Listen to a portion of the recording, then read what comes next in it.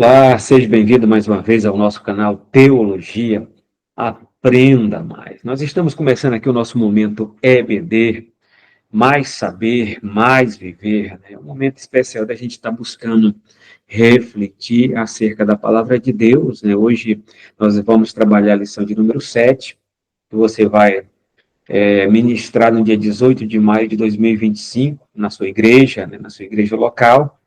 E o título que traz dentro do conteúdo da lição trabalhada é Eu sou a ressurreição e a vida. É um tema muito conhecido, né, para toda a cristandade de forma geral, para todos os cristãos, né, acerca da ressurreição, que é uma doutrina central da fé cristã, né? Quando se fala de ressurreição, é uma doutrina inegociável, é uma doutrina primária, é uma doutrina fundamental para todo o cristianismo de modo geral, tendo as três ramificações, né? Precisamente o catolicismo também crê na ressurreição, a Igreja Ortodoxa também crê na ressurreição, que faz parte também da ramificação do cristianismo, e, por fim, o protestantismo histórico, né, junto com as igrejas pentecostais, crê na doutrina da ressurreição como uma verdade absoluta, uma verdade central para todo o cristianismo de forma geral, tá certo? Apesar que tem algumas questões que se aplicam à ressurreição no sentido individual da palavra, a ressurreição no sentido cósmico, né, no sentido de grupo, né, de congregação. É isso que a gente vai estar trabalhando aqui, onde que o nosso comentarista, o pastor Elianai Cabral, bem trabalhou nessa carta joanina, né, destacando nesses textos muito especiais, que são textos doutrinários, onde que João fala cada doutrina de uma forma muito especial, de uma forma muito capaz e importante para que possamos aprender acerca da palavra de Deus, tá? Então, vamos aí entrar aqui na questão do textual. O textual também trabalhado, é um texto que você já conhece, que está registrado aqui no capítulo 11, versículo 25. Disse-lhe Jesus: Eu sou a ressurreição e a vida. Quem crê em mim, ainda que esteja morto, viverá. Nós temos aqui uma palavra-chave, né? Crer, né? A palavra crer. No texto do próprio Evangelho de João, ele coloca, né? Quem creres verá a glória de Deus, né? Então, essa glória de Deus, essa presença de Deus, ela está envolvida em todo o universo que contempla e glorifica o seu Criador, né? E a gente costuma dizer o seguinte: tanto o universo como o homem foi criado para a glória de Deus. E o texto fala: quem crê verá a glória de Deus. E fica aqui: quem crê em Jesus, ainda que esteja morto, viverá. Esse sentido de morto, todo mundo já tem conhecimento, né, que desde a queda, com Q maiúsculo, lá no Jardim do Éden, o homem morreu no sentido espiritual, porque a palavra morte, né, significa separação. Então, o homem, quando pecou no Jardim do Éden, Adão e Eva, eles foram separados, devido à questão do pecado. E bem disse o profeta Isaías, no capítulo 59, 1, né, que a vossa iniquidade faz separação entre nós e Deus, tá? Então, isso é pecado. Isso é morte, no sentido espiritual. Agora, tem a morte física, né? A morte física é o que aconteceu com Lázaro. É a separação da parte material, nosso corpo físico, e a separação da parte imaterial, que é o nosso espírito e alma, uma visão tricotômica, colocando dessa maneira, ok? Então, o que é a morte física? É a separação da parte material, que é o corpo, da separação imaterial, que é o espírito e a alma. Costumo dizer que o homem é um ser biforme, tem duas formas, uma forma material e uma forma imaterial. Ok? A gente vai estar trabalhando aqui, então, nesse caso, tem o que? A morte física e a morte espiritual, a chamada morte eterna, que é a eterna separação do homem para com Deus, de Deus para com o homem, onde que vai ser registrado isso lá na segunda morte, né? A questão lá, também no livro de Apocalipse, capítulo 20, no final dele, onde que registra a questão do juízo final. Então, a pessoa vai morrer, vai ter a eterna separação de Deus, isso é morte espiritual. Nesse contexto aqui da verdade prática, Jesus, Cristo, é a ressurreição e a vida, E por essa razão temos a garantia que um dia teremos um corpo glorioso como o dele, tá? Então Jesus é o nosso protótipo, é o nosso modelo, é a nossa referência em todos os sentidos. E precisamente assim como ele assumiu um corpo físico, como eu e você, depois da ressurreição, teve um corpo glorificado, um corpo ressurreto, um corpo imaterial, um corpo metafísico, né? Vamos colocar dessa maneira, mas um corpo que Tomé tocou, apalpou nele, corpo que ele poderia se alimentar, ele poderia beber, ele poderia viver, mas no sentido agora espiritual de um corpo ressurreto, ok? Vamos lá. Está analisando aqui. Leitura bíblica em classe, está em João capítulo 11, versículo 14, versículo 15, 16, 21, 23 até o 27, tá? Que fala de um contexto, uma história que você não vou ler esse texto, porque você já sabe de cor salteado, de que se trata. Eu vou trabalhar só a questão da exegese do contexto onde que o pastor, o comentarista, pastor Elenay Cabral coloca, tá certo? Vamos lá, introdução, enquanto Jesus com Marta, ao chegar a Betânia, revela aspectos especiais, né, que poderão edificar nossa vida espiritual, por meio do estudo da palavra de Deus, tá? A palavra de Deus, claro, que nos edifica, né? É o nosso baluarte, é a nossa regra de fé e prática. Nessa lição, iremos refletir sobre o propósito de Jesus ao realizar o milagre da ressurreição de Lázaro. Então, tinha um objetivo. Não é por fazer milagres, por fazer ao bel prazer, né? Cada milagre que Jesus realizou no seu ministério público, no seu ministério de 3 anos, teve um objetivo. Nós precisamente analisamos as credenciais do Hamashia, do Messias, do Cristo, né? Nos evangelhos sinóticos, Mateus, Marcos e Lucas. Também analisamos todas as credenciais do Cristo, também no evangelho joanino. Então, cada milagre que aconteceu, e precisamente o evangelho de João, que é registrado como o evangelho dos 7 sinais, que na verdade são 7 milagres, todos tiveram um objetivo. Não é aquela questão que muitos pregadores, que é mais a questão de se promover, né, através de um milagre, e não glorificar o nome. Estou julgando aqui segundo uma situação que muitos hoje, nesse contexto, né, estão vivendo esse evangelho triunfalista. Mas Jesus sempre tinha um objetivo, e o objetivo era glorificar o nome de Deus, o objetivo era cumprir a sua missão de buscar e salvar o que se havia perdido, ok? Então, a gente vai estar analisando as questões circunstanciais, as questões que realmente nós programamos todo um projeto de vida que esteja na vontade diretiva de Deus, na vontade na vontade suprema de Deus, mas nós realmente temos uma data limite, né, que pode chegar a nossa senha, como chegou também a senha de Lázaro. Ok? Iremos também nos aprofundar no diálogo entre Jesus e Marta sobre a ressurreição de seu irmão.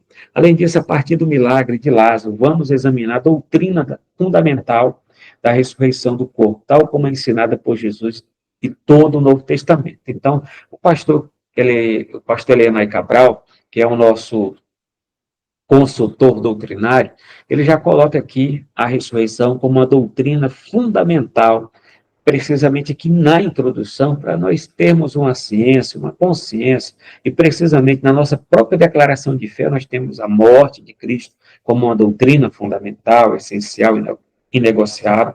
Nós temos a ressurreição também como uma doutrina central, inegociável, que faz parte das doutrinas fundamentais do cristianismo histórico e bíblico, ok? E todo o Novo Testamento como base. Outra questão aqui, assim sendo, conforme diz ainda que esteja morto e viverá, o versículo 25, para que o crente, a morte não representa um fim sem esperança, né? Então, o nosso morrer em Cristo é lucro, né? É ganho, como diz Paulo na carta aos Filipenses. Né? Então, é isso aqui. Eu sei que a questão da separação é dolorido, no sentido antropológico, psicológico, né, da separação, isso dói para cada ser humano, mas a importância em si daquilo que vai acontecer com cada um de nós, mas tenhamos uma esperança muito maior que vamos nos encontrar um dia junto na glória, na Nova Jerusalém. Pelo contrário, sobre uma ótica bíblica, segundo o ensinamento de Jesus, a morte é uma transição para a vida eterna, onde a ressurreição do corpo marca o início, uma nova realidade, a natureza espiritual para cada um de nós. Estamos aqui o tópico 1, o propósito de Jesus. Então, Jesus, todo o ministério dele, né, os seus 3 anos de ministério público, tudo que ele fez com propósito, com objetivo, né? Então, em primeiro lugar, aqui vamos colocar aqui a questão do subtópico. Recebimento da notícia sobre Lázaro, né? Jesus estava numa certa região, já distante, né? Teve a questão que a gente for analisar, como a gente pensou nas lições passadas, deveríamos estar lendo o capítulo 1, né? Até o capítulo 8, 9 e 10, para a gente pegar todo o contexto onde que estava Jesus, quando recebeu essa notícia, né?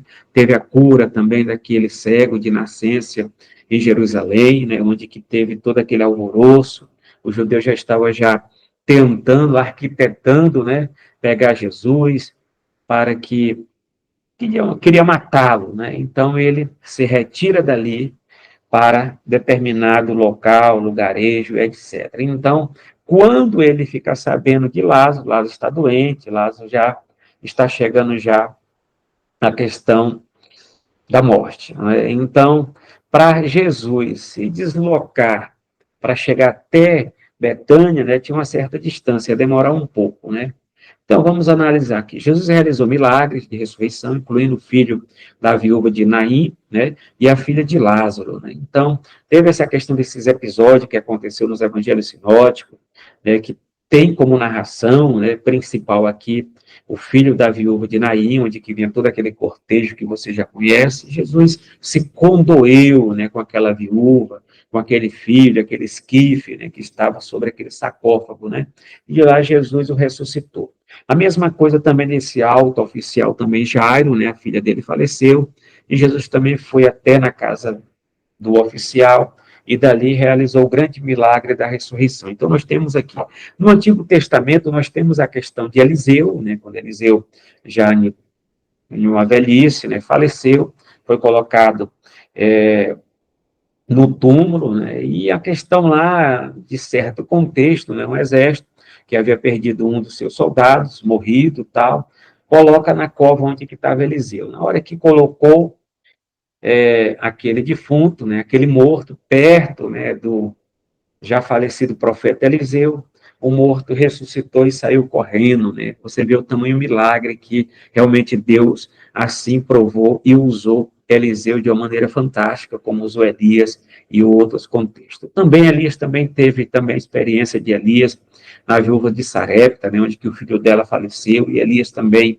orou a Deus e Deus ressuscitou o filho da viúva de Sarepta. Isso foi no Antigo Testamento. A mesma coisa Abraão, quando levou Isaac para o sacrifício no Monte Moriá, Abraão também tinha uma confiança, uma fé, como diz o escritor aos Hebreus, né? Se possível fora, Deus assim ia ressuscitar Isaac, né? Mas Deus proveu o cordeiro para o sacrifício e Deus proveu também a questão e provou, né, no sentido a fé de Abraão. Então nós temos esse contexto aí do Antigo Testamento, né? É uma questão que ele já tinha um conhecimento da ressurreição, ainda de forma ainda prematura, mas de qualquer maneira eles tinham uma consciência que Deus assim poderia ressuscitar o morto, né, para a vida. E aqui nós temos a experiência que desse acontecimento, Jesus realizando esses grandes milagres, curando leproso, ressuscitando mortos, expulsando demônios, pregando o evangelho, fazendo algo poderosamente conforme Atos 10 e 38, dirigido pelo Espírito Santo. Vamos lá. A ressurreição de Lázaro é o último dos 7 sinais do Evangelho de João. Então, foi narrado aqui o Evangelho dos 7 sinais, dos 7 milagres. Então, aqui chega para fechar o contexto aqui do Evangelho joanino, né? Fecha como o último dos sinais a ressurreição de Lázaro, né? Que realmente é um contexto que marca a história. Então, a gente tem como contexto aqui, Lázaro vai ressuscitar, mas ao mesmo tempo vai morrer, mas vai ter uma ressurreição que ela permanecerá sem data de validade, ok? Vamos lá. Jesus estava além do Jordão quando soube da doença de Lázaro e chegou a Betânia 4 dias após a sua morte. Então, aqui nós temos um contexto geográfico onde que Jesus estava, né? Ele estava além do Jordão. Então, para ele chegar até na cidade de Betânia, na casa de Lázaro, na casa das irmãs Marta e Maria, né? Então, o tempo ia percorrer durante 4 dias, ok? E é o período que Lázaro vai permanecer na tumba, né?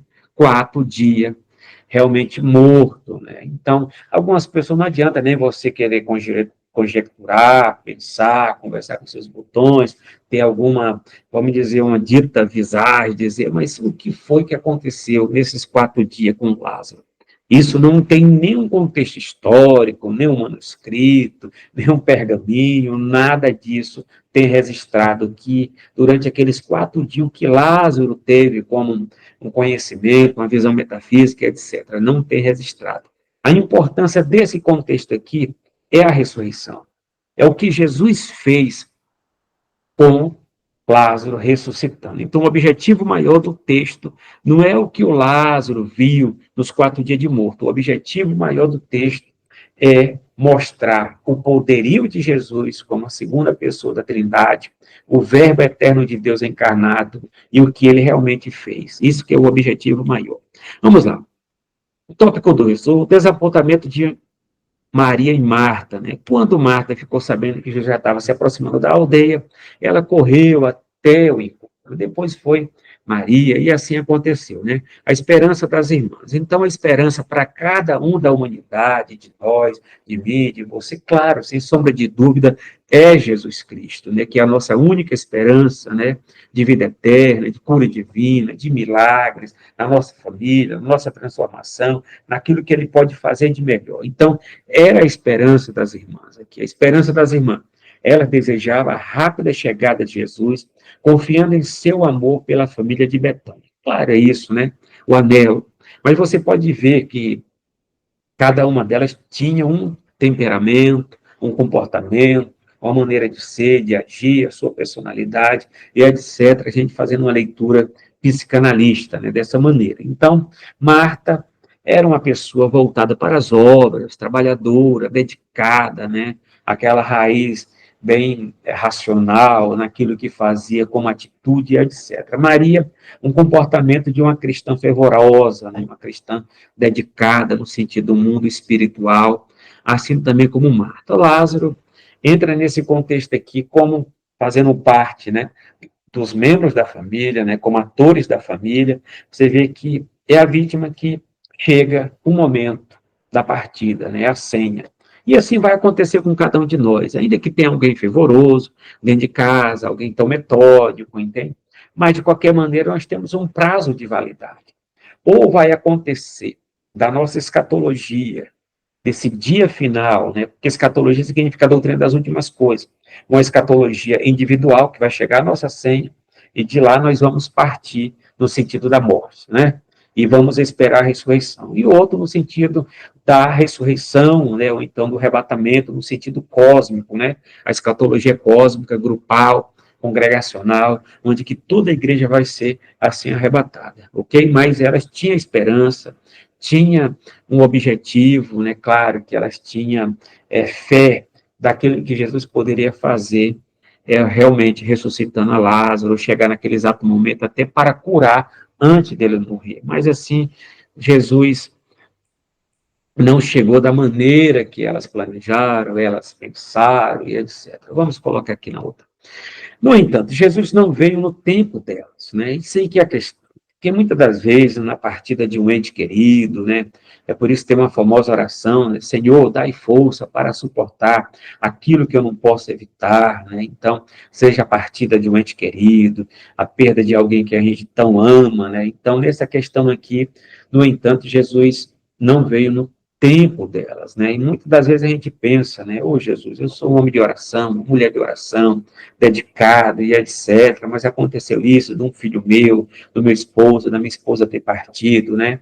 Então, a gente, como cristão, já devemos ter uma consciência, uma ciência teológica e doutrinária acerca desse momento, que qualquer momento pode partir um ente querido, alguém que a gente mais ama, como aconteceu na casa dessas duas irmãs, que o seu irmão partiu. Mas o desejo dela, a esperança que elas tinham, é só Jesus. Então, não desista dessa esperança, desse Jesus tão maravilhoso que é Deus, e somente Ele tem a palavra final para você. Vamos lá colocar. A soberania de Deus não está limitada às circunstâncias humanas. Então, Deus não está limitado ao tempo, ao espaço, aos desejos humanos, né? Então, assim, dentro da oração modelo, da oração Domini, da oração do Pai Nosso, né? Tem uma parte lá, seja feita a tua vontade. A vontade de Deus é soberana. A vontade de Deus é soberana em tudo e em todos. Seja na nossa empresa, seja no nosso trabalho, seja na nossa vida, querendo ou não, a vontade de Deus, ela é soberana e ela não está limitada ao tempo humano, ok? Então, nessa questão, é por isso que os reformadores sempre colocaram, né, soberania divina e responsabilidade humana, nós temos a nossa responsabilidade. E aqui o texto está muito bem colocado. Jesus sempre age no tempo certo, conforme a vontade do Pai. Então, tudo que Jesus fez durante os seus 3 anos, né, de ministério encarnado, né, onde que o Verbo se fez carne, pregou durante 3 anos, conforme o Evangelho joanino, ele fez segundo a vontade do Pai. Tudo foi pela vontade do Pai. E assim é o conselho trinitariano, né? A Augusta Trindade, tudo é voltada no conselho de Deus, Pai, Filho e Espírito Santo. Então, Jesus aqui se submete à vontade do Pai, realmente na realização de milagres, de bênçãos e de coisas que ele faz tão extraordinárias na direção do Espírito Santo. Vamos lá. O tempo divino. Aspecto, a espera e o milagre. Maria e Marta acreditavam que Jesus poderia curar Lázaro naquele momento, né? Porque ele estava a uma distância de 4 dias de viagem, né? Então demoraria um pouco para ele chegar lá. Mas o pensamento das duas irmãs, Maria, né, e Marta, né, que estava acreditando que Jesus poderia chegar naquele exato momento que ele estava doente e de lá realizar a cura divina. Mas isso não aconteceu, tá? O plano divino diferia das expectativas humanas, né? Então, Deus tem um plano, tem um projeto, né? Esse projeto já foi arquitetado, já foi planejado desde toda a eternidade, né? Deus não foi pego de surpresa na queda do homem, Deus não foi pego de surpresa nos acontecimentos que aconteceu, tudo estava dentro do projeto de Deus. E assim Deus ou usou a questão da nossa doutrina da permissão, da doutrina do decreto, né? Voltada dentro do consentimento do projeto que assim estabeleceu, ok? Então, quando o homem pecou, ele não foi pego de surpresa, né? E assim realmente esperava que o homem voltasse, né, para os seus caminhos, e assim Deus mandou o segundo Adão para que pudesse realizar algo extraordinário na nossa vida, que é Jesus. Mas o plano divino, ele realmente ultrapassa, ele está acima, ele é superior das nossas expectativas humanas. Então, não se frustre, não entre assim, numa perca de fé, numa incredulidade, se de fato algumas coisas não aconteceram devido ao teu projeto, ao teu plano, porque Deus tem algo melhor para você e para a sua família.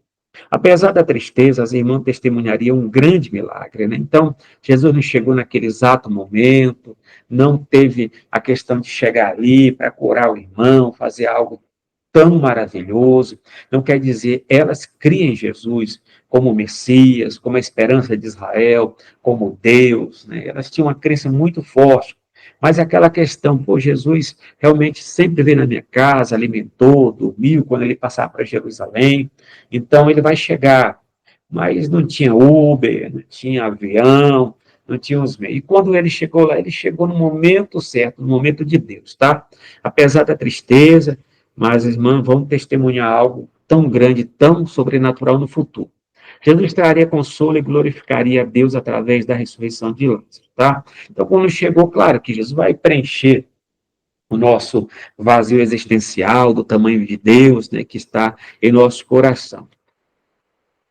O tópico de número 2, o encontro de Marta com Jesus, né? Isso está registrado no capítulo 11, versículo 20 e 26. Marta corre ao encontro de Jesus ao saber que ele estava na cidade. Isso já tinha se passado 4 dias, né? O irmão já tinha morrido e etc. Expressa sua convicção de que, se Jesus estivesse presente, antes Lázaro não teria morrido, né? Senhor, se o Senhor tivesse aqui, como você já conhece a história, meu irmão não teria morrido, né? Quer dizer que ela está lançando em rosto, está lançando na roupa, né? Ela está dizendo que se eu tivesse aqui, fato, se ele tivesse lá, ele tinha curado. Como assim ele ressuscitou? Mas assim ele testou ele provou a fé de cada uma delas, e também tem esse lado humano da separação. É por isso que quando um crente perde um ente querido, ele não vem se reprimir, não, porque ele vai ter problemas terríveis psicologicamente.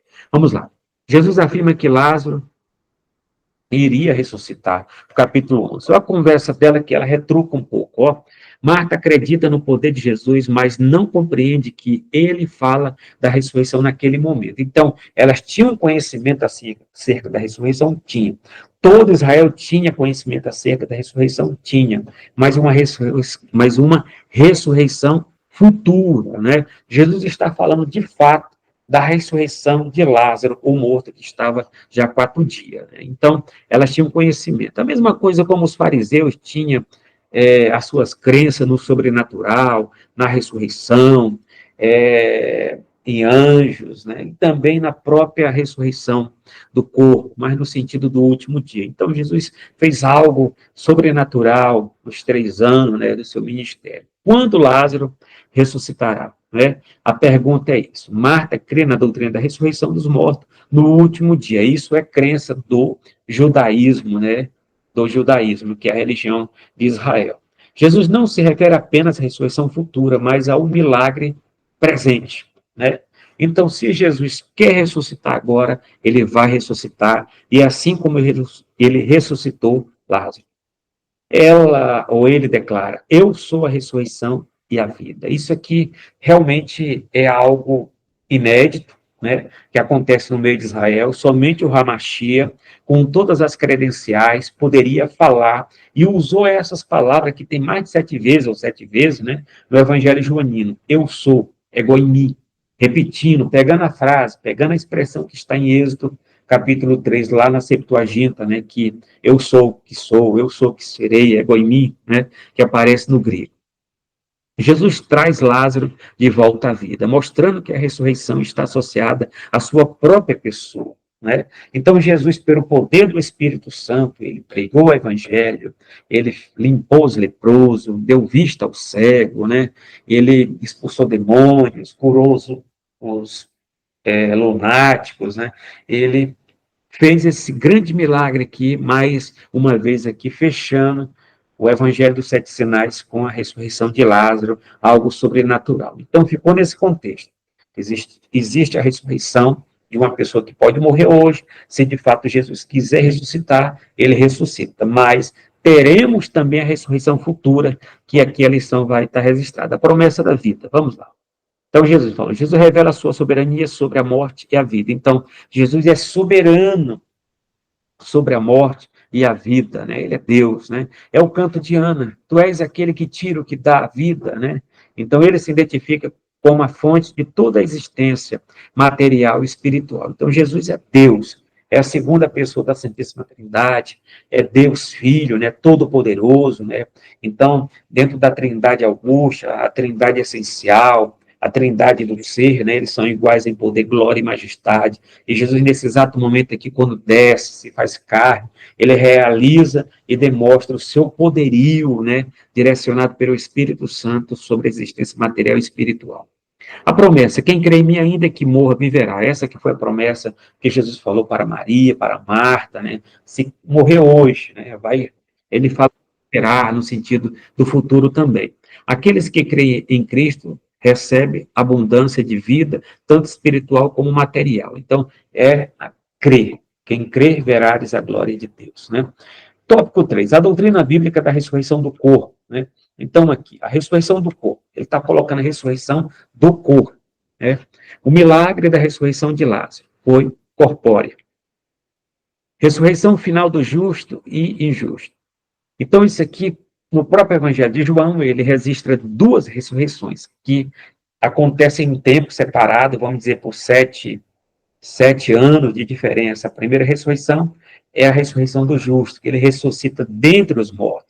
E a segunda ressurreição é a ressurreição da morte, da vergonha, é a ressurreição dos ímpios, isso que vai acontecer no futuro. Então, ele também coloca aqui 1 Coríntios, que coloca também as 2 ressurreições que Paulo fala, e Paulo ainda termina de falar isso lá em 1 Tessalonicenses 4, 13 e 17. O arrebatamento da igreja e a transformação dos corpos glorificados. Então, em 1 Tessalonicenses 4, 13 e 17, fala de um episódio, né, escatológico do futuro, onde que fala que os mortos em Cristo ressuscitarão primeiro, é o primeiro evento, e depois nós, se de fato nós estivermos vivos naquele momento, seremos arrebatados.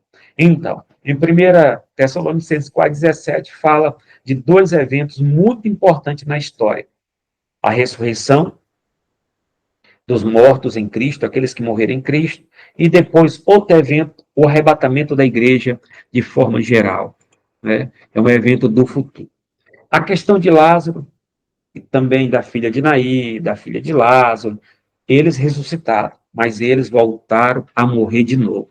Agora, eles aguardam, eles que morreram, né, os que já morreram em Cristo, aguardam não mais o arrebatamento, porque eles já dormiram já no Senhor, não no sentido que os adventistas falam, né, o sono da alma, etc., um descanso desse mundo aqui, dessa vivência material da qual nós estamos ainda hoje vivos.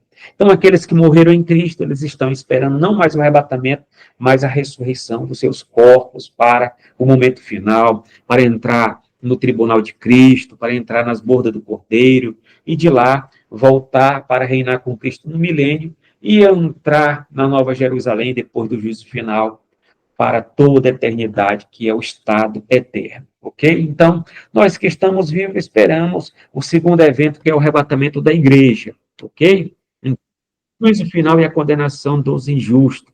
É registrado também Apocalipse capítulo 20, né, que fala do juízo final, do grande tribunal do trono branco. Isso é coisa futurística que vai acontecer no futuro. Mas de Lázaro, a ressurreição foi presente, foi naquele momento, exaltando, né, a glória de Deus Pai para a honra de Jesus Cristo. Da morte para a vida. Então, vamos lá. A conversa entre Jesus e Marta é a promessa da vida eterna, né? Então, elas tinham conhecimento, como os fariseus, todo o judaísmo tinha conhecimento da ressurreição, mas de uma ressurreição futura.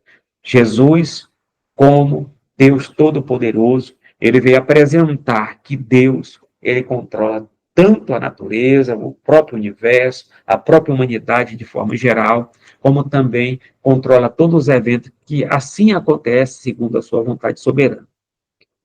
Nunca morrerás. Morte física versus morte espiritual, né? No sentido aqui da morte física, é claro, né, que ele ressuscitou fisicamente, mas ele vai falecer, né? E vai respirar, vai expirar, né, vai esperar a ressurreição final.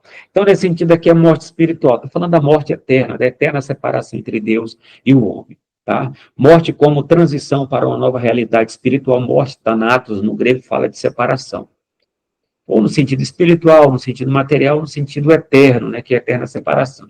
Aí mais sugerida aqui a representação de Jesus comportando Marta, né? Então, possivelmente foi nessa questão aqui que poderia contextualizar, ela corre, né? Então, Marta, Marta, né? Eu sou a ressurreição e a vida, aquele que crê em mim, ainda que esteja morto, viverá. Sim, eu creio, Senhor, eu creio na ressurreição dos últimos dias, tal. E assim ele foi trabalhando, preenchendo o vazio dela existencial, com boas palavras, né? De vida eterna, dando esperança para ela, e realmente até chegar à conclusão final, que foi a ressurreição do irmão dela. Lázaro, vem para fora. Uma viva esperança, né? Jesus chora por Lázaro e sente compaixão. Então, Jesus chorou. Mais uma vez, no contexto aqui, tanto dos evangelhos sinóticos, também do evangelho joanino, Jesus chora. Teve aquele choro também quando Jesus chega na cidade de Betfagé, na aldeia de Betfagé, e ele chora, né? Ele chora porque o povo de Israel não reconheceu o tempo da vinda, o tempo da visitação do Hamashia, né? E ele chora aqui, vendo toda aquela multidão, realmente o sentimento de ser humano, de se condoer, de sentir o que o outro sente. Lázaro vem para fora, antecipando, Lázaro vem para fora, antecipação da ressurreição dos salvos, né? Então, isso aqui está, eu sou o caminho, ele fala, né? Jesus falando, né? Eu sou o caminho, a verdade e a vida, ninguém vai ao Pai a não ser por mim, né? Então, tem todo o poderio. A ressurreição como promessa da vida eterna. A imagem sugeriza lá, saindo do túmulo com Jesus ao lado, né? Lázaro vem para fora, vamos lá. Então, nesse sentido, né? Que a gente poderia pensar se fosse a questão que for colocar Lázaro, né? Outra questão, Lázaro vem para fora. Então, ele veio todo enfaixado, né? O discípulo foi lá, a questão de remover a pedra, né? Quem tira a pedra é o discípulo. Então tem aquela questão que a gente sempre usou nas pregações, nas prédicas, né? O discípulo não tinha o poder de ressuscitar naqueles momentos, era somente Jesus. Mas eles tinham o poder de remover aquela grande pedra que estava na frente do túmulo, né, da caverna, né? Então, assim, um discípulo removeram junto aqueles homens que ali estavam, remover a pedra, tirai a pedra, né? Então, qual é a pedra que te atrapalha de crer em Jesus? Tirai a pedra. É o que te atrapalha como pedra? Então, tirai, para que você possa crer no milagre de Jesus. E assim Jesus diz, Lázaro, vem para fora, né? Mas já cheira mal, já tem 4 dias, já está, realmente já não está de decomposição e etc. Quem falou essa palavra, Lázaro, vem para fora, foi o autor e consumador da nossa salvação, que é Jesus. E aqui está, né, a conclusão. Essa lição explorou o diálogo entre Jesus e Marta, onde se manifesta as dúvidas das irmãs de Maria, juntamente com as questões referentes à doutrina da ressurreição do corpo. O milagre realizado na ressurreição de Lázaro ilustra uma verdade muito mais ampla e profunda. Haverá um tempo em que aqueles que morreram em Cristo ressuscitarão e terão seus corpos gloriosamente transformados. Essa doutrina pode ser ilustrada por meio do episódio da ressurreição de Lázaro, né? O grande milagre aconteceu. Depois de 4 dias de morto, ele ressuscita. E assim a promessa para aqueles que morreram em Cristo, um dia eles vão ressuscitar em Cristo para a glória eterna. Assim como nós hoje anelamos, né? Ora vem, Senhor Jesus, que é o desfecho final, que é o arrebatamento, né? Para entrarmos no tribunal de Cristo, nas bordas do Cordeiro 7 anos, voltarmos para reinar com Cristo no milênio, e assim acontecer, né? A questão do juízo final, e entrarmos no estado eterno, né, que é a Nova Jerusalém, novo céu e nova terra, para a glória de Deus. Obrigado pela oportunidade mais uma vez. Acesse o nosso canal Teologia Aprenda Mais, curte todos os nossos vídeos que ali está na nossa playlist. Está na lição de número 8, né, vai ter uma lição muito de exemplos, né, onde que Jesus vai deixar uma lição muito preciosa, uma lição de humildade, né? E humildade a gente sempre falava o seguinte, uma questão que devemos aprender ou sermos humildes em Cristo, tá certo? Então devemos crer que Jesus é o autor e consumador da nossa salvação. Só ele tem a palavra final, só ele pode realmente resolver e ter aquela palavra que eu e você precisa, né? Porque muitas das vezes as nossas orações podem ser respondidas com sim, com não, isso não te serve, não te doa, mas tudo isso está dentro do plano e da vontade soberana de Deus, ok? Deus em Cristo nos abençoe para todos.